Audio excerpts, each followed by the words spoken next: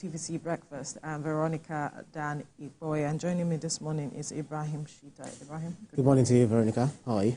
Very well, thank you. It's International Women's Day today. Of course. Why are you doing your face like that? It's your day. It's our day, of course. It's virtually every day for women to celebrate. Mother's Day, Women's Day, Girl Child Day.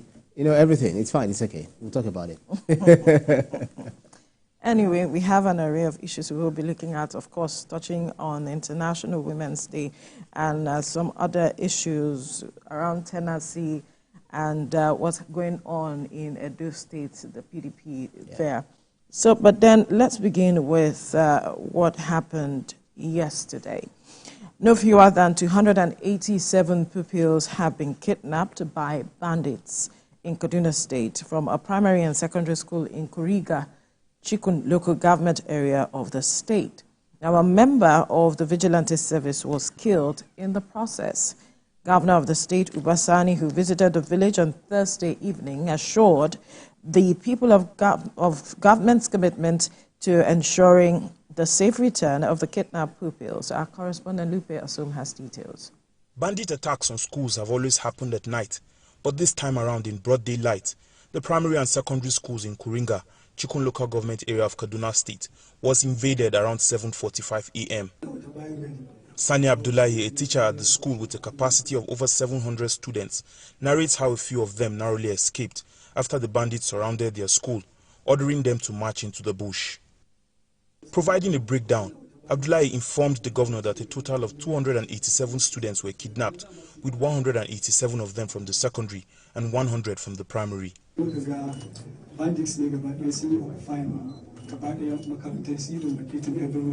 So muka fara tunanin ina zamu sai suka ce mana mu daji makaranta GSS Kuriga mun rasa yara 187 sai kuma su primary school sun rasa yara 125 amma 25 sun dawo yanzu da haka eto abinda zamu iya cewa mu an tafi da su.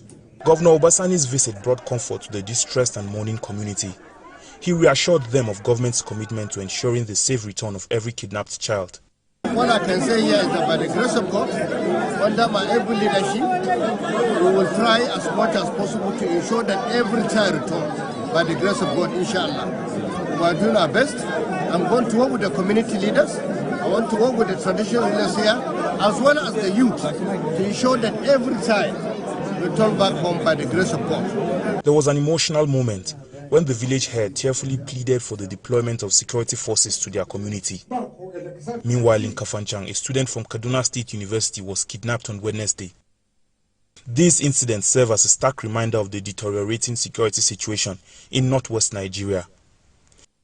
There is an urgent need for enhanced efforts from both the government and federal security agencies to stop the trend of kidnappings. Lupe Asom, TVC News, Kaduna. An unfortunate incident there. Over 200 school children kidnapped.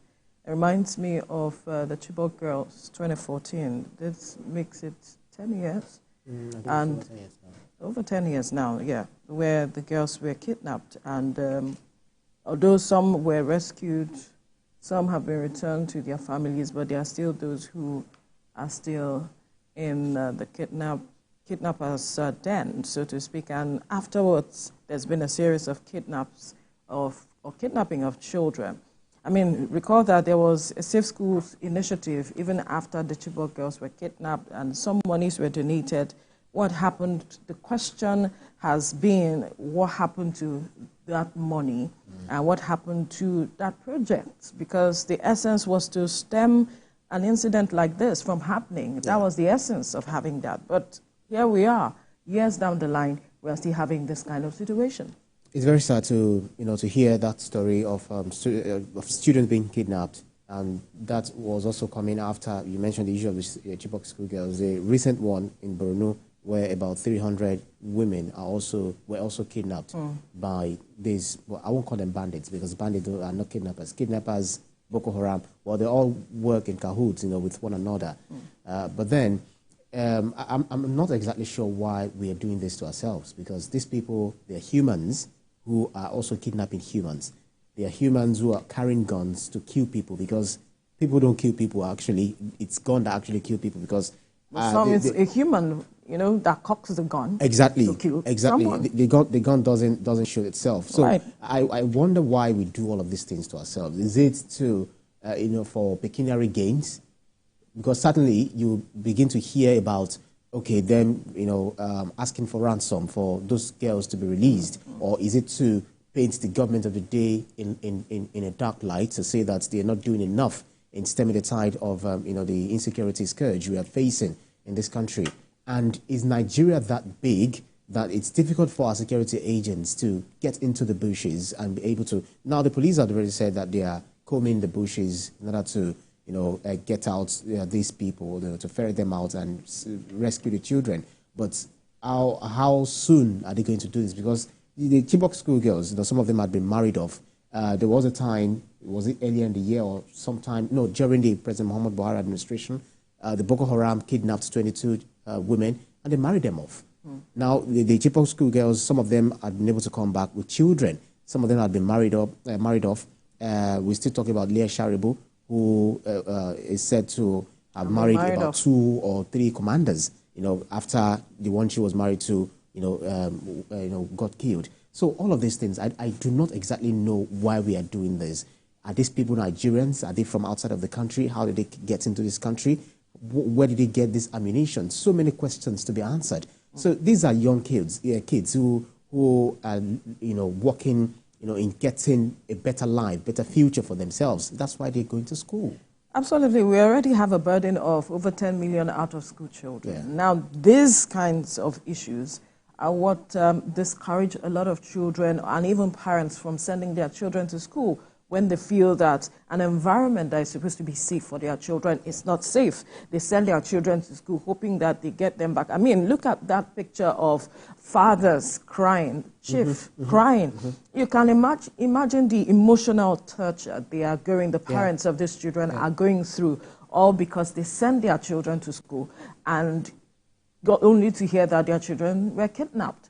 What kind of message are we sending across to parents to give them the kind of confidence they need to send their children to school when we already have a burden of over 10 million already? So it's high time we begin to take matters of the security of schools seriously. If we are to go back to dig up whatever document was put together with regards to the Safe Schools Initiative, do we have the requisite number of security personnel that can do this job? Do we have the needed equipment that can ensure the safety of school children? I mean, look at the state of the school itself. Even if there was a fence, how strong was it? How were they able to barge in? Well, there was a time we were talking about early warning systems and all of it. But where are all of those at this point? Where at that time, this same Kaduna State was also where, in fact, the last administration in Kaduna State had to shut down schools at some point to ensure the safety of children because they were looking for measures to ensure to stem the tide.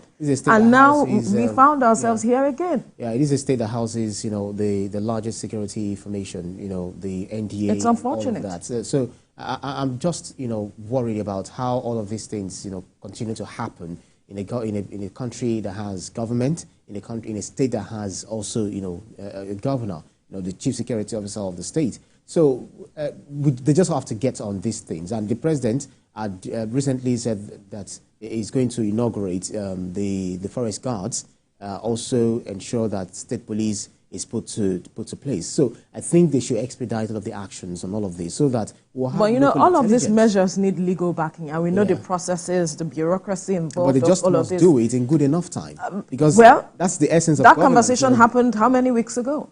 Yeah, so we've been talking about this for a long time. The dilly-dallying, the brick bats, back and forth and all of that. We do not need this at this time. What we need, if we need international collaboration, I feel we should just expedite action on this. There was a time we procured the Tucano jet, the fighters. We were restricted to using it in certain places, but not in all the places. And some of these people, they already scattered themselves into different parts of the country, kidnapping people, waylaying people and also attacking people in their sleeps. And, I think yesterday, videos making the rounds about robbery incidents in Kogi State, was all over the place on social media.